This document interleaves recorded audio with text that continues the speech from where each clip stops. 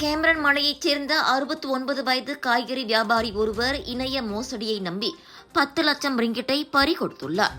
துபாயில் இருக்கும் வங்கியொன்றின் அதிகாரி என ஆள் மாறாட்டம் செய்தவரிடமிருந்து கடந்த ஆண்டு மே மாதம் அவர் கைபேசி அழைப்பை பெற்றிருக்கிறார்.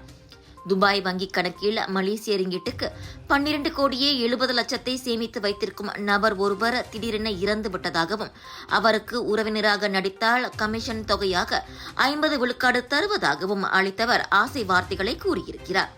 பாதிக்கப்பட்டவரை நம்ப வைக்கும் முயற்சியில் அனைத்து பரிவர்த்தனைகளையும் கச்சிதமாக முடித்துக் கொடுக்கும் வழக்கறிஞர் என ஒருவரையும் அந்த வங்கி அதிகாரி அறிமுகப்படுத்தி வைத்துள்ளார்.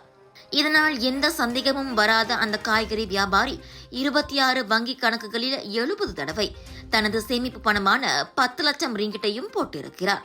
ஆனால் கூறப்பட்டது போல தமக்கு கமிஷனும் வரவில்லை, போட்ட பணமும் மொத்தமாக பறிபோய்விட்டதென அம்முதியவர் தனது போலீஸ் புகாரில் கூறியுள்ளார்.